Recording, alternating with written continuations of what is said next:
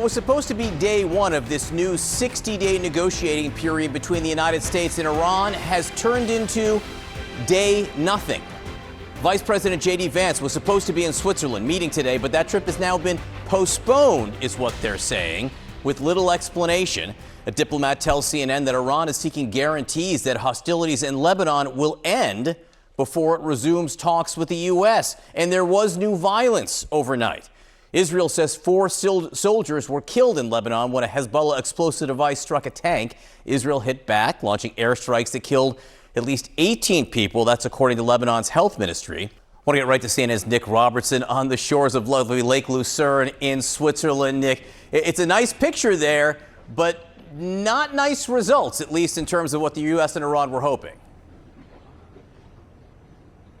Yeah, John, look, if you wanted a venue that speaks peace and tranquility, where two sides, the United States and Iran, can get away from the sort of domestic pressures of, is this a good MOU, is it a bad MOU, and just sit down and try to talk through and find the details and commonality that's going to bring a final result if it's achievable, this would be the location. That hotel on the top of the mountain there behind me was the venue. James Bond movies have been done around here. Goldfinger, I believe, was one of them. But right now, the thing that is missing here are the two sides. And as you say there, the Iranians are pointing to Lebanon and saying that that is part of the deal, that the first part of the memorandum of understanding is a ceasefire in all areas, including Lebanon. And part of that first paragraph in the memorandum of understanding is that all sides should respect the sovereignty and territorial integrity of Lebanon. But at the same time, Hezbollah is attacking Israeli troops who are inside of Lebanon. The Israeli Prime Minister says that is an abrogation of the ceasefire agreement. The Iranians are saying they're not coming until it's sorted out. So where do we realistically stand right now? These talks have been beset and fraught by the issue of Lebanon from the get-go 2 months ago. Was it or was it not included? It's definitively in the agreement. But that is the trickiest and hardest thing to pin down for President Trump. And this is going to be the question, I think, where the pressure lands from President Trump towards the Israeli Prime Minister.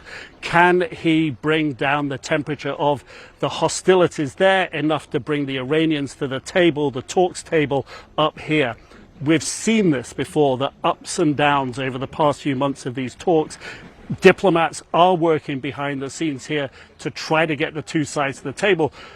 And until they are, that MOU is just words on a piece of paper. It's not a reality, and that's the difficulty where we stand today. First, I want to just start with the talks being called off today. Is that bad news? How should we read that? Well, good morning, Audie. And look, I think we had to expect a lot of bumps in the road because this is a very vague and very partial agreement. It is meant to be the start of negotiations rather than the end of negotiations.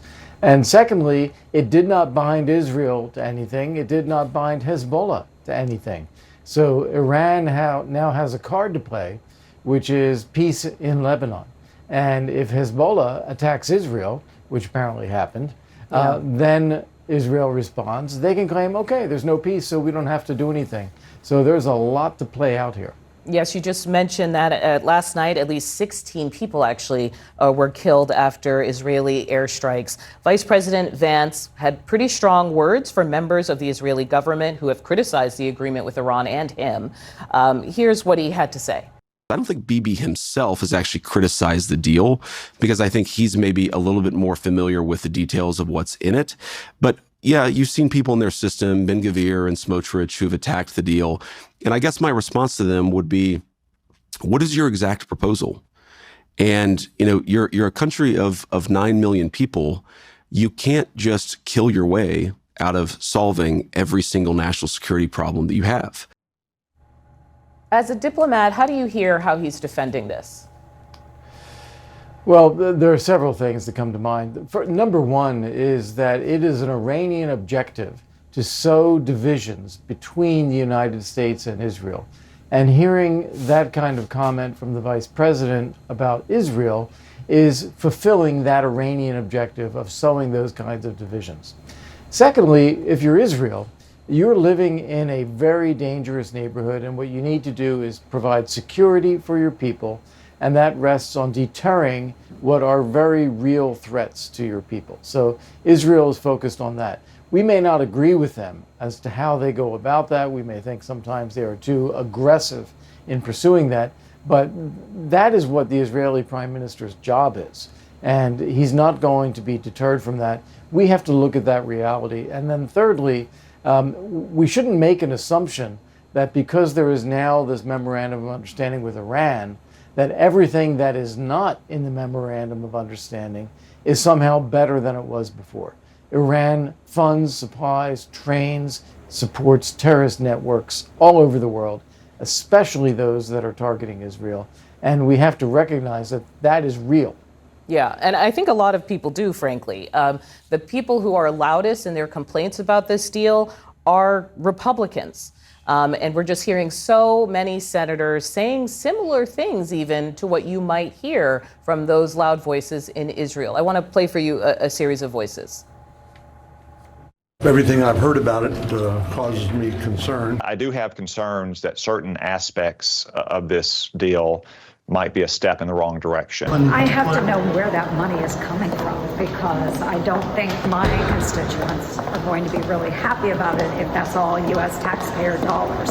History demonstrates that giving billions of dollars to theocratic lunatics who want to murder us is an exceptionally bad idea. So people are kind of up in arms about many things, but specifically the $300 billion potential Reconstruction and Development Fund, which is supposed to be an investment fund. And Senator Roger Wicker of Mississippi, he's the top Republican, he was saying, look, I get that it's not funded by taxpayer dollars, but it's still a payoff. And he's saying it's a payoff that would make Obama's 2015 deal look like a pittance by comparison. Yes, that's exactly right. That's the one part of this thing that is the most mystifying at all. Why there's any money changing hands here, whether it's But they're saying there taxpayers or not, isn't, doesn't right? matter. They're It arguing is- that money isn't changing hands. Well, they say that, but then you look and you say sanctions are being lifted. Iran is getting oil sales. There will be a reconstruction fund that the Gulf states will organize. That's money. And what you have to look at here is where we were in January was Iran's nuclear program had been bombed and substantially destroyed, and the Gulf of Hormuz was open. Now we had 4 months of war that we paid for, and the nuclear program remains destroyed, and we are still in an open-ended negotiation about where that goes. And there is some Iranian insistence that they have some control over the Strait of Hormuz. Okay, but maybe it was worth it to get out of the military conflict, to get our forces home, to bring down oil prices, to restore some stability in the global economy. You can argue, okay, we can go back and reset. But then you add on top of that, and Iran gets access to hundreds of billions of dollars. That's kind of inexplicable. Yeah, none of this sounds like what the president said, unconditional surrender by Iran. No. I know that's what he wants to say, but the Iranian regime is still in place. They are setting terms over the Strait of Hormuz. They are setting terms for future negotiations about nuclear weapons. And as we saw today, they're also insisting on demands about Lebanon that is mentioned in the agreement but has no binding effect on Israel or Hezbollah. Following all of this for us is CNN's Paula Hancock. She's live from Abu Dhabi. Good morning, Paula. So some really difficult images that we're seeing from Lebanon this morning, with at least 16 people killed after a heavy night of Israeli airstrikes. Israel also saying that it's had its deadliest incident for IDF troops since the beginning of this 3-month conflict. Are we starting to see this memorandum of understanding fall apart before it's even begun? And what can the United States do to contain this conflict on the Lebanon front when Israel is not party to the deal?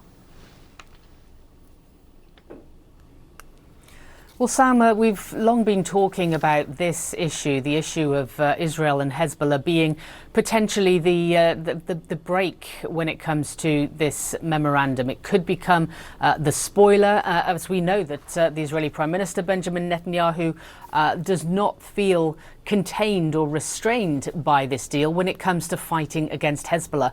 We did hear him on Thursday saying that his priority is to make sure that residents in the north of Israel are protected, that his military will remain in southern Lebanon, where they have seen these increased hostilities overnight, these deadly hostilities, as long as is necessary in order to protect the security of Israel. What we've heard, though, from Iran is that there will be a harsh response if they continue to see these strikes against Lebanon. So this has become one of the crucial points of this memorandum of understanding. It's point one of this 14-point plan, that the cessation of hostilities on all fronts, including Lebanon. Now, we have been hearing increasing frustration from the Trump administration against Israel, against Prime Minister Netanyahu, believing he is not doing enough to try and limit the amount of civilian casualties when it comes to firing against Hezbollah. We heard specifically yesterday from the US Vice President J.D. Vance. Let's listen. Donald J. Trump is the only head of state in the entire world who is sympathetic to the nation of Israel at this moment in time. And he happens to be the head of state of the world superpower. If I was in the cabinet of the Israeli government, I might not be attacking the only powerful ally that I have anywhere left in the entire world. Now we are hearing the far-right elements of Netanyahu's coalition be very critical of this deal, even critical of the US president. That's what the vice president is referring to there. But we've heard from President Trump that Israel needs to do better when it comes to minimizing or preventing civilian casualties. Now, from Tehran's point of view, they fought hard to make sure that the US-Iran deal included Lebanon, and they have said that there will be a harsh response if they see a continuation of hostilities there.